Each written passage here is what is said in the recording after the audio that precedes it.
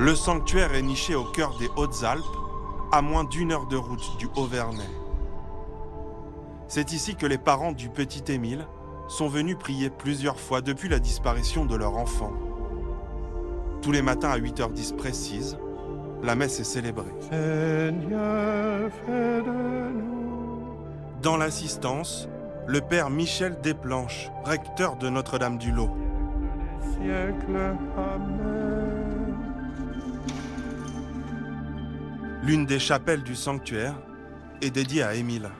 Voilà, la photo du petit Émile est placée ici pour inviter les pèlerins à ne pas oublier ce qui s'est passé.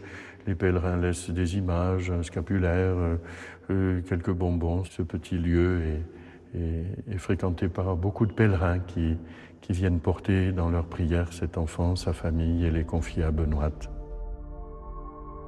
Benoît Rancurel, dont l'histoire résonne avec les espoirs des parents d'Émile. Au XVIIe siècle, selon les croyants, cette bergère a vu la Vierge à plusieurs reprises. L'histoire raconte qu'après s'être perdue un jour dans la forêt, des anges l'auraient raccompagnée jusqu'à chez elle. Les parents d'Émile ont fait explicitement le rapport entre le drame qu'il vivait et l'expérience qu'a vécu Benoît ici. En effet, au sommet de ce col, Benoît s'est retrouvé plongé dans la nuit, dans l'angoisse, perdu. Et son ange est venu à sa rencontre et l'a accompagné, l'a ramené jusqu'à sa maison en éclairant le vallon. La foi pour les aider à surmonter l'absence de leur petit garçon. On le voit ici sur le même site de Notre-Dame-du-Lot, là où il était venu passer quelques jours avec ses parents. Émile, un petit garçon aux yeux rieurs qui sur cette photo fête ses 2 ans. À la veille de son 3e anniversaire, ses parents ont diffusé un appel audio bouleversant, implorant quiconque ayant une information sur la disparition de leur enfant de se manifester. Où est notre petit garçon? Que lui est-il arrivé? Nous voulons nous adresser aujourd'hui à celui ou ceux qui savent ce qui lui est arrivé. Comprenez notre détresse. Dites-nous où est Émile. Par pitié, s'il est vivant, ne nous laissez pas vivre sans lui. Rendez-le nous. Par pitié, s'il est mort, dites-nous où il se trouve. Rendez-le nous. Ne nous laissez pas sans une tombe pour nous recueillir. C'est incompréhensible. C'est un roman noir, quoi. Vous êtes dans un hameau, 1200 mètres d'altitude, un cul-de-sac, et vous avez là une espèce de cluée d'eau grandeur nature. La vérité est peut-être, en ce moment même, dans les mains des enquêteurs.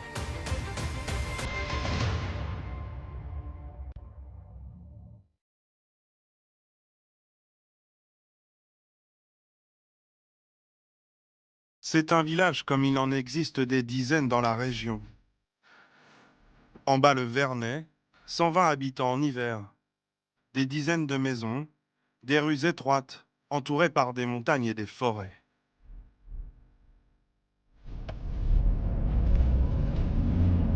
Là, on est sur la route qui va du Vernay jusqu'au hameau du Haut-Vernay. Au bout de cette route, la seule en bon état, à 2 kilomètres, les lieux du mystère. L'endroit où le petit garçon a été vu pour la dernière fois. C'est déconcertant parce qu'on est dans un tout petit hameau, parce qu'il n'y a pas beaucoup d'axes pour y arriver, parce qu'il y a très peu de monde et parce qu'on se demande quand on regarde autour où a pu passer le petit, quoi. Comment il a pu se volatiliser, parce que c'est le mot, volatiliser en un laps de temps très court, très très court. Cette partie du village est plus reculée, une quinzaine d'habitants à l'année, le double pendant les vacances, et un drame qui s'est joué en quelques minutes et sur moins de 100 mètres. On est dans la ruelle principale, la route principale du hameau du Haut-Vernay.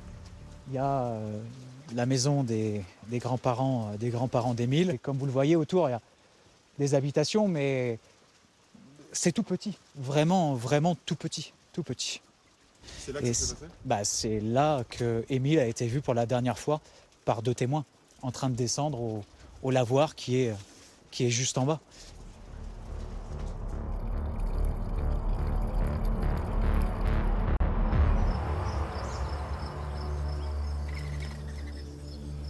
Tout commence le 8 juillet dernier, c'est le début des grandes vacances d'été.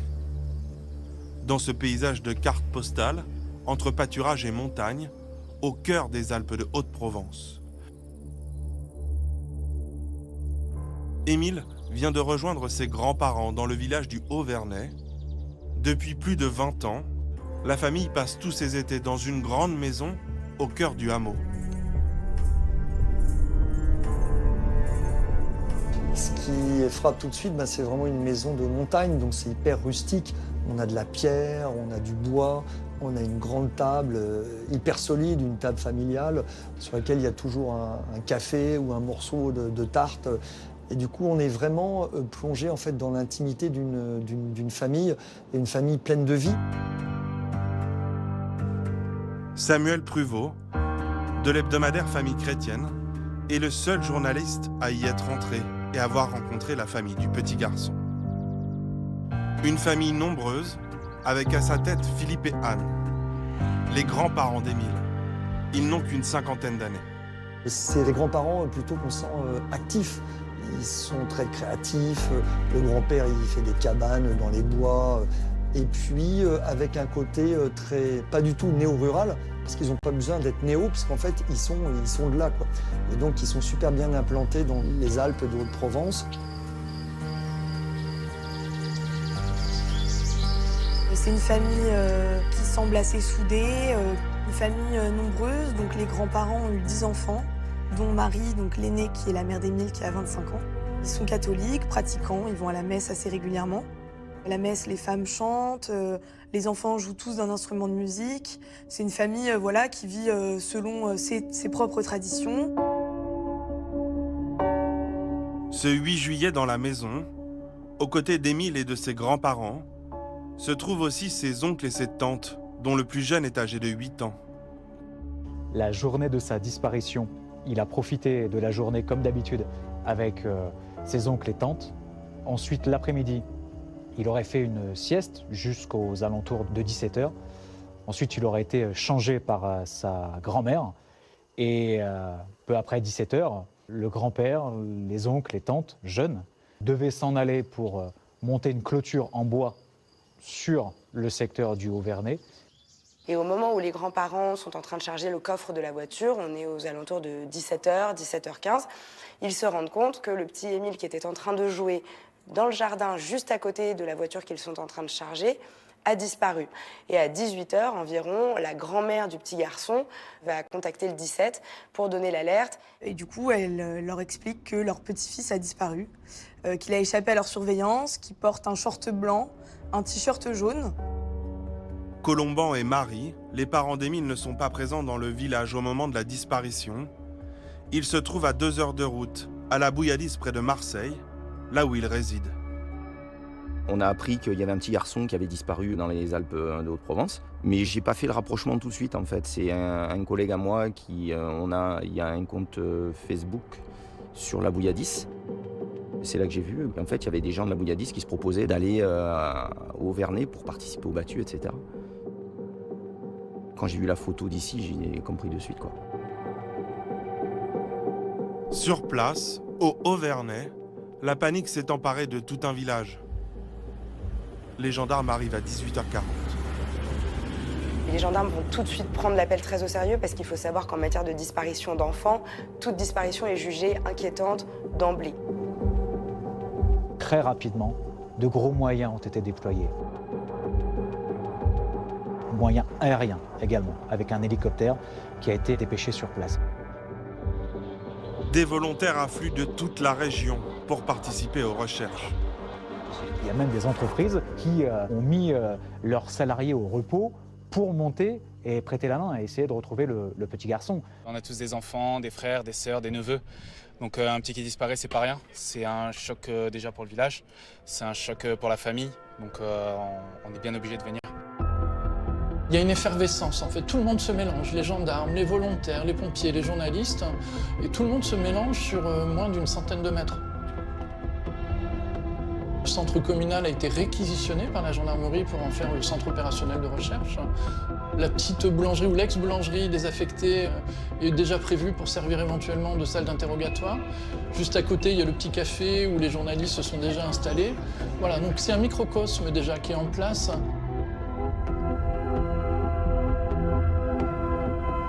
Les gendarmes vont expliquer à ces volontaires comment fonctionne une battue, ils vont les organiser par groupe. Le but, c'est de converger vers le Vernet, on vous aiguille. Là-bas, on fait une vague énorme, parce qu'on est quand même très nombreux.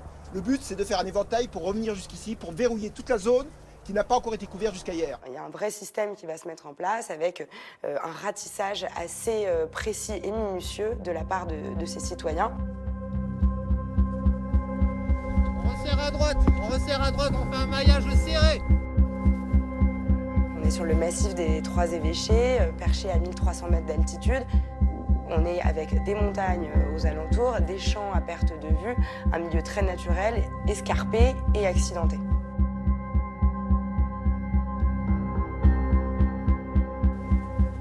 Les premières heures dans une disparition d'enfants sont cruciales. François Balic, le maire du Vernet, se souvient de son désarroi. J'ai cherché. Je l'ai appelé, j'ai appelé Émile. Parce que c'est comme si je cherchais mon petit-fils, quoi. Ça a été tellement fort que c'est encore en moi. Cette angoisse de vite retrouver Émile, en voulant absolument éviter qu'il passe une nuit dehors.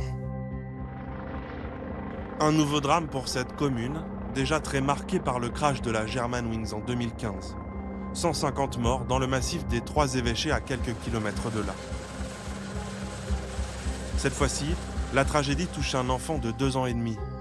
Que s'est-il vraiment passé? Tout le village s'interroge et s'épie. La réaction des proches d'Émile étonne certains habitants. La grand-mère d'Émile m'a dit qu'il avait fait la sieste de midi à 17h. Ça m'a paru bizarre pour un petit. Et l'un de ses oncles, de 15-16 ans, il avait l'air en colère et il répétait « Ça devait arriver de toute façon. Émile est intenable. » Les parents, on les a côtoyés de près, mais ils sont quand même restés groupés là-haut. On sentait surtout qu'ils avaient besoin d'être en retrait de cette folie qui s'était emparée du village. Donc on voyait bien évidemment qu'ils étaient très affectés dans leurs réactions parfois virulentes, mais qu'on peut comprendre. Il y a des habitants, effectivement, qui ont été surpris par l'attitude du papa, mais il s'en est expliqué. D'une, il était forcément très peiné, comme on peut l'imaginer, parce que son petit garçon avait disparu.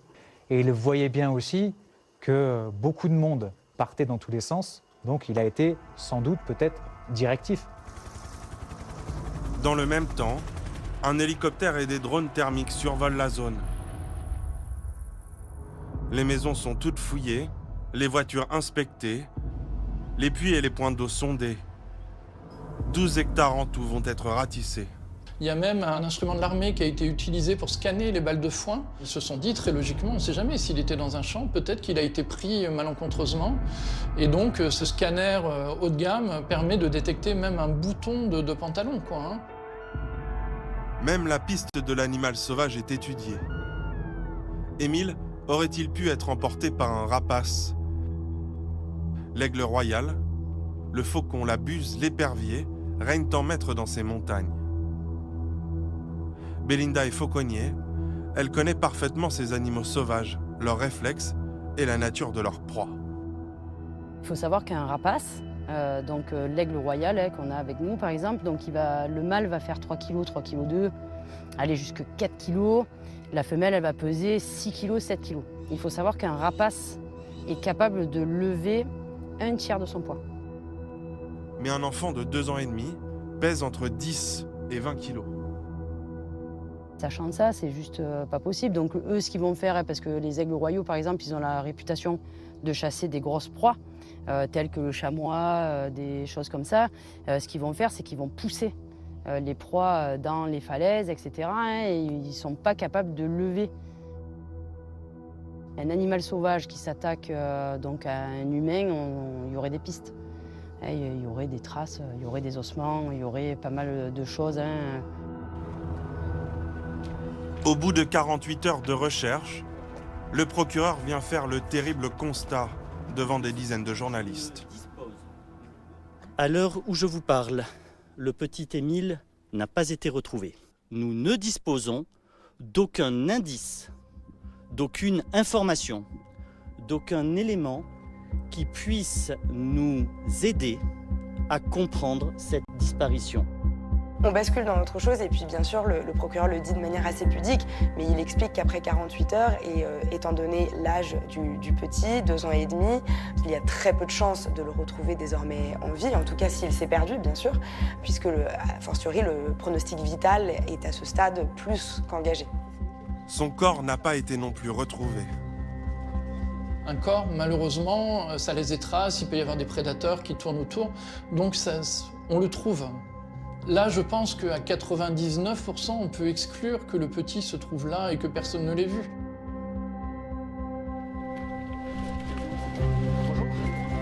Les autorités changent de stratégie.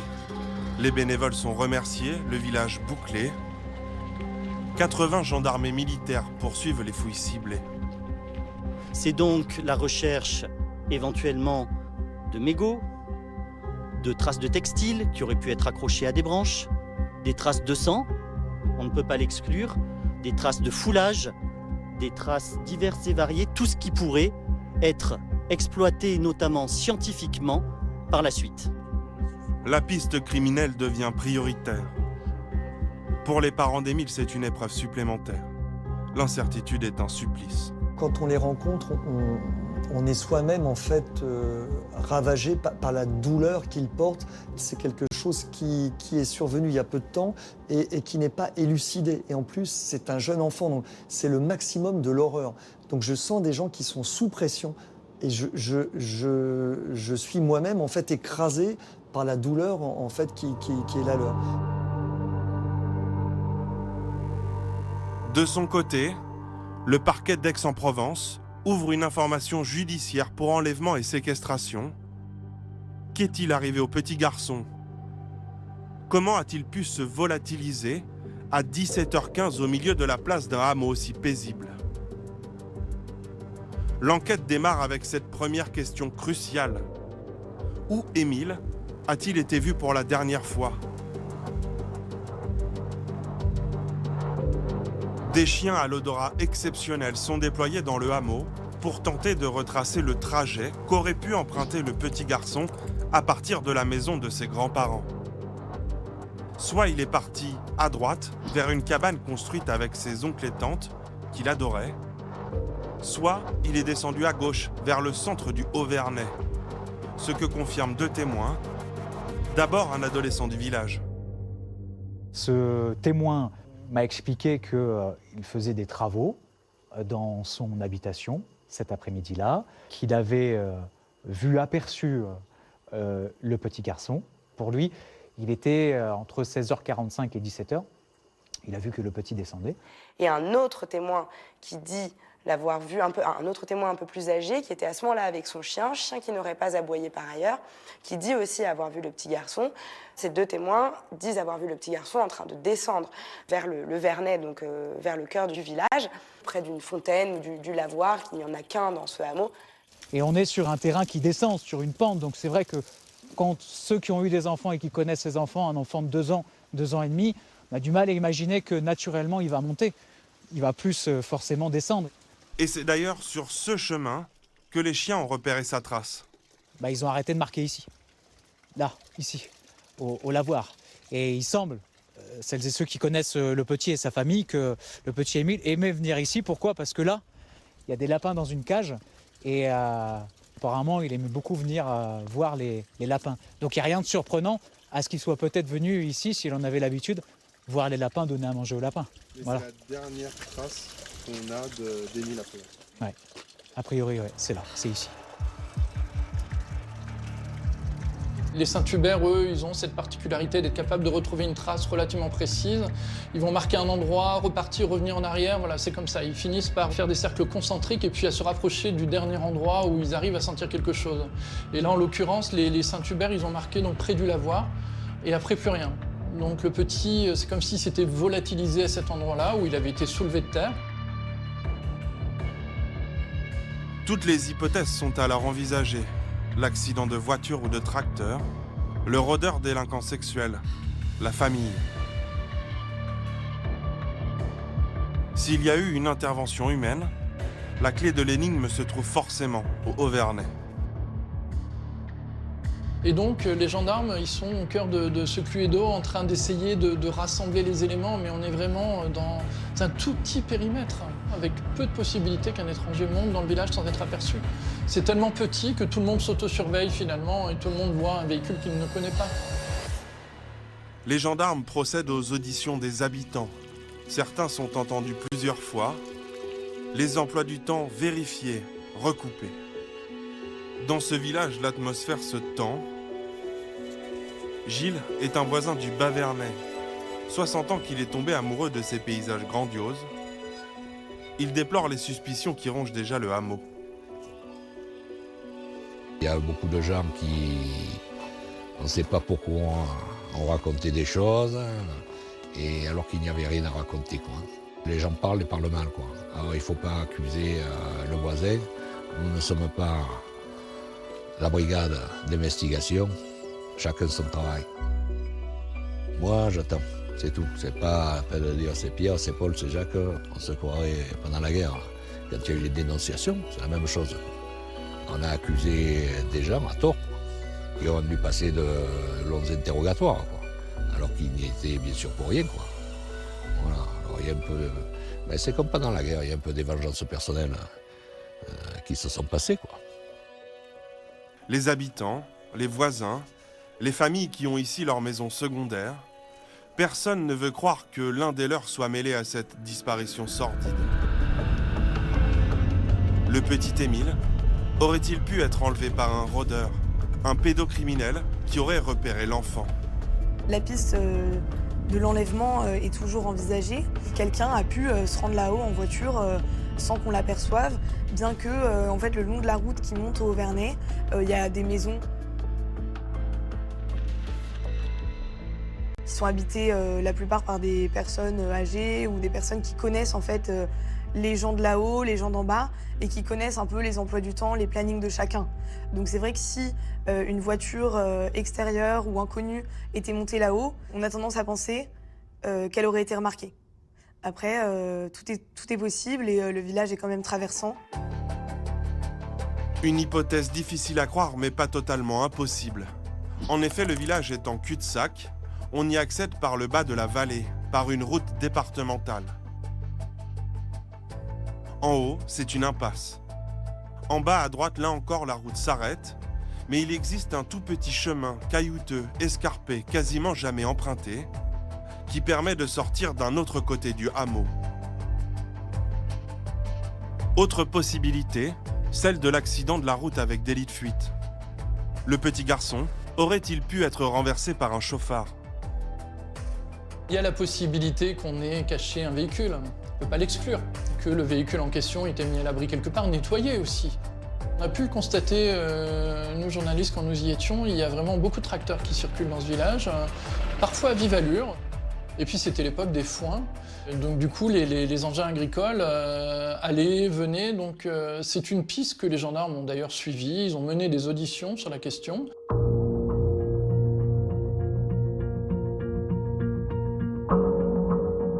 Un jeune agriculteur de 16 ans va se retrouver dans le viseur des enquêteurs.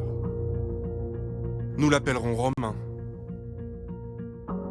Pour la première fois, sa mère a accepté de nous recevoir en sa présence dans la ferme familiale située à 4 km du Auvernais. Il y a une cinquantaine de bêtes là dans le bâtiment. Des génisses, des vaches, des taureaux, voilà tout ce qu'il faut pour avoir une exploitation qui tourne. C'est du boulot. C'est une passion, c'est une histoire de famille. Avec mon fils, bientôt, on va s'associer, on va travailler tous les deux sur l'exploitation. C'est du boulot, mais c'est beau, c'est de la passion. Regardez comme elles sont belles.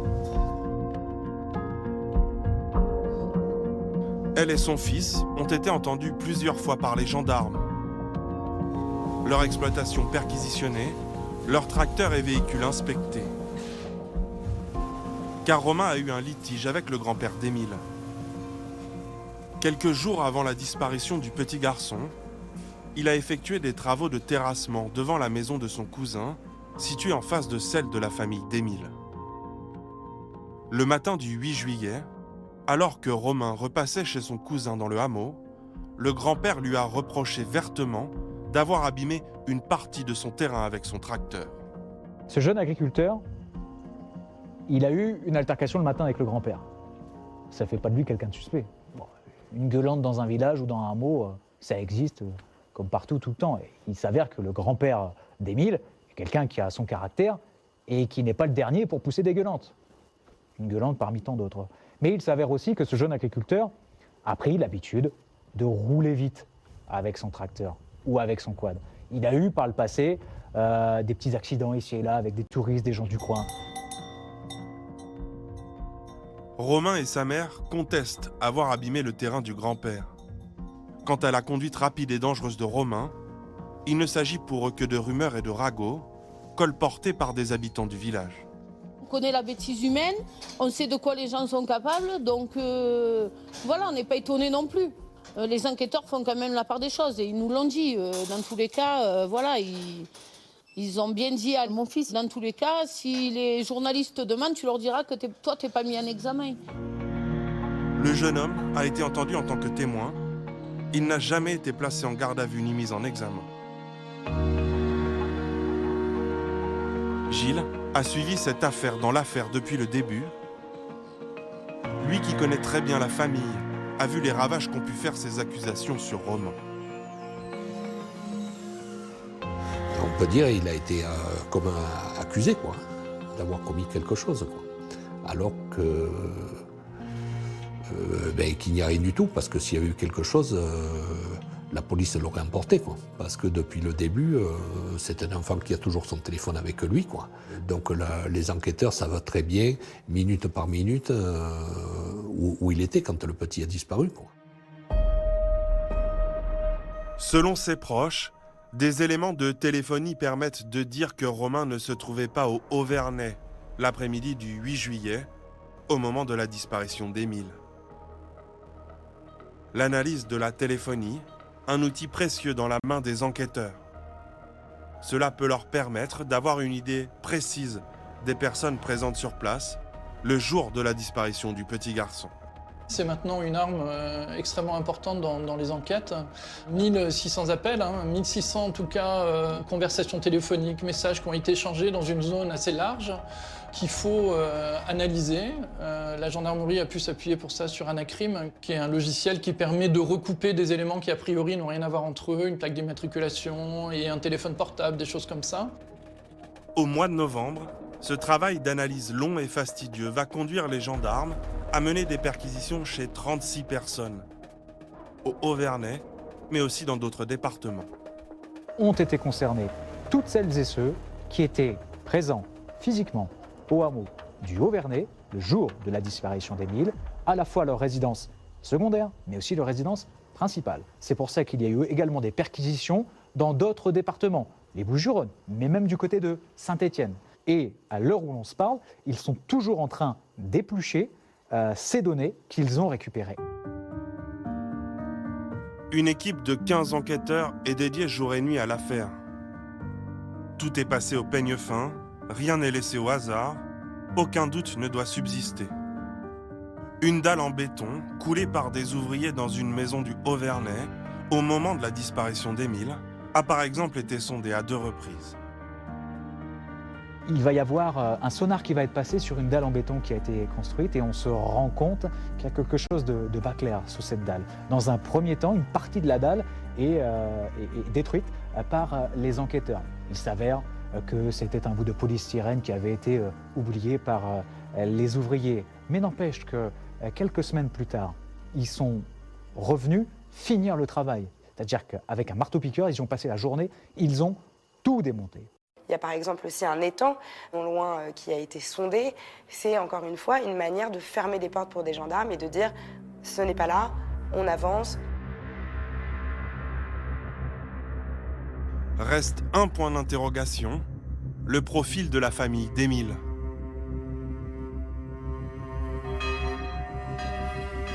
Cette famille catholique traditionnaliste Aurait-elle pu être victime d'une vengeance, d'un règlement de compte, en raison de son engagement à l'ultra-droite?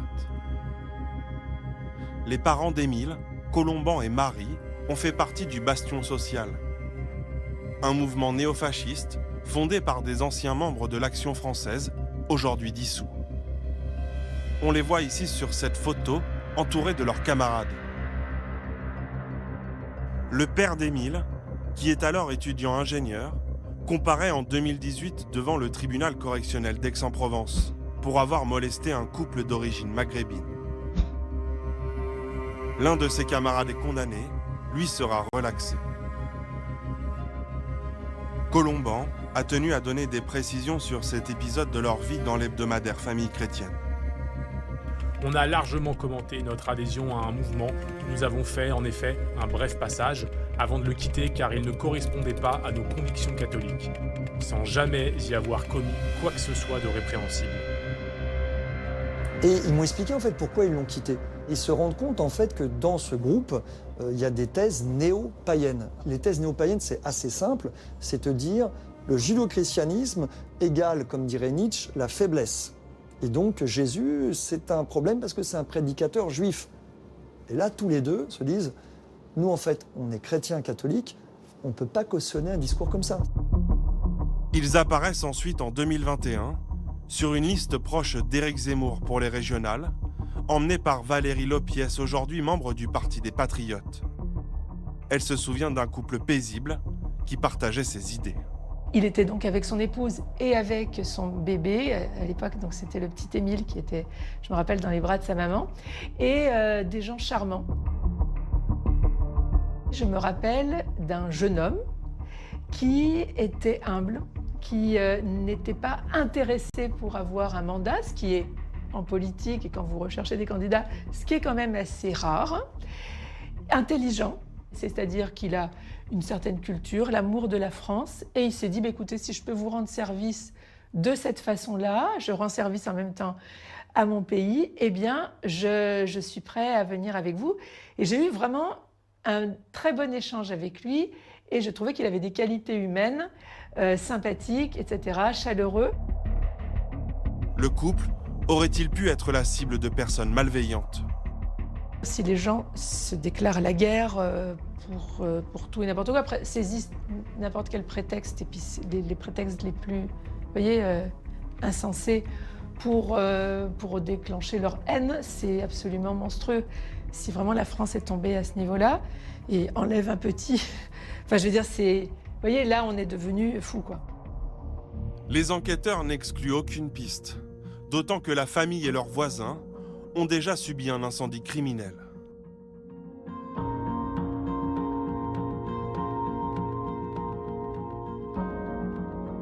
Boulard, petit hameau à 12 km du Haut-Vernay. En 1968, les arrière-grands-parents d'Émile achètent avec 3 copains les maisons et l'église du village. Catholiques utopistes, ils rêvent d'un lieu de vacances où ils vivraient heureux.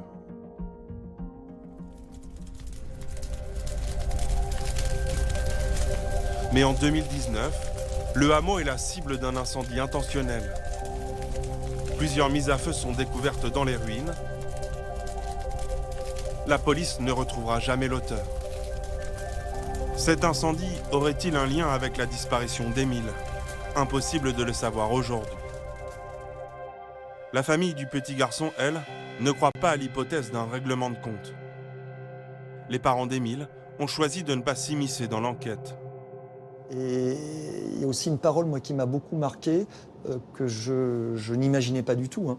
C'est une parole de Marie qui disait, en fait, nous, notre situation de parents, elle est tellement difficile, c'est tellement difficile à gérer pour nous, du point de vue émotionnel, la disparition de notre fils. On ne va pas, en plus, prétendre, nous, faire l'enquête. On a déjà assez de choses à faire. Les gendarmes doivent explorer toutes les pistes, y compris la plus sensible. La responsabilité d'un membre de la famille. Le petit garçon aurait-il pu être victime d'un accident domestique, d'une correction qui tourne mal? Les proches, les dernières personnes à avoir vu un disparu sont toujours les premières suspectées, entre guillemets. C'est-à-dire que les enquêteurs vérifient d'abord auprès des personnes qui ont vu le disparu pour la dernière fois. Donc la famille fait légitimement partie de ce tableau général des suspects potentiels. Leur maison du Haut-Vernay et celle de la Bouilladis ont été perquisitionnées. La personnalité des grands-parents est aussi passée au crible. Des voisins décrivent une grand-mère soumise et discrète et un grand-père austère et rigide.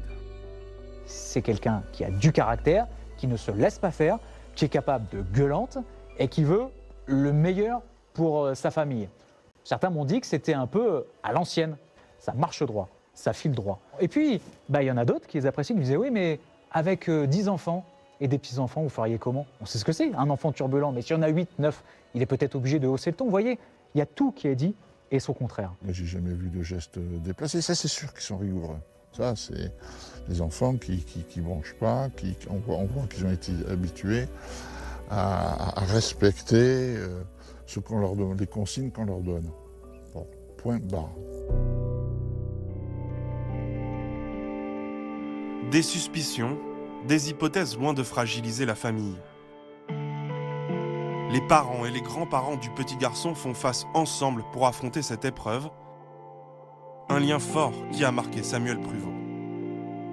Je sens des gens qui sont très dignes, mais qui sont effectivement en grande souffrance et qui, loin de s'accuser mutuellement, essayent au mieux de se soutenir.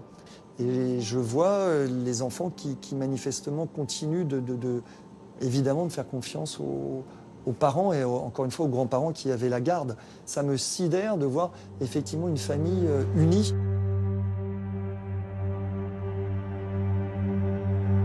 Les parents s'accrochent à leur foi pour tenir, ainsi qu'aux dizaines et dizaines de messages qu'ils ont reçus du monde entier. On imagine forcément le pire, mais on ne peut pas s'empêcher d'espérer. Parfois, nous sommes submergés par le chagrin et l'angoisse. On désespère un moment, et ensuite on est comme soulevé par l'espérance à cause d'une lettre ou d'un signe qui nous touche.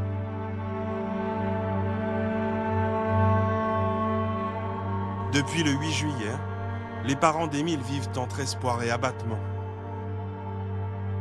Marie et Colomban ont choisi toutefois de diffuser un message audio à la veille du 3e anniversaire de leur petit garçon, le 24 novembre. En fait, ce message, pour prendre une image, c'est une bouteille à la mer.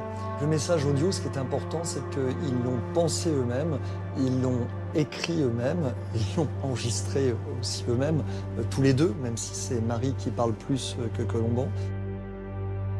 Colomban et Marie, les parents d'Émile. Nous voulons nous adresser aujourd'hui à celui ou ceux qui savent ce qui lui est arrivé. C'est un cri du cœur des parents, parce que leur douleur est insupportable, de dire « Nous, parents, nous voulons savoir à tout prix ». S'il s'agit d'un accident, peut-être avez-vous paniqué. Si vous avez commis l'irréparable, peut-être le regrettez-vous. Peut-être craignez-vous les conséquences et ne savez comment vous en sortir. Tout cela, nous pouvons le comprendre, mais nous en appelons à votre cœur. Comprenez notre détresse. Dites-nous où est Émile. Par pitié, s'il est vivant, ne nous laissez pas vivre sans lui. Rendez-le nous. Par pitié, s'il est mort, dites-nous où il se trouve. Rendez-le nous. Ne nous laissez pas sans une tombe pour nous recueillir.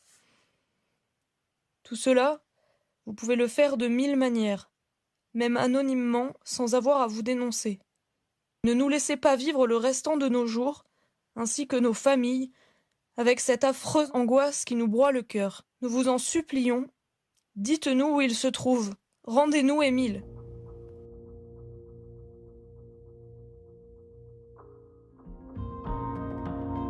Malgré le passage des saisons, de nombreuses questions restent toujours sans réponse. La disparition d'Émile, une énigme qui tourmente depuis des mois tout un village rongé par les soupçons.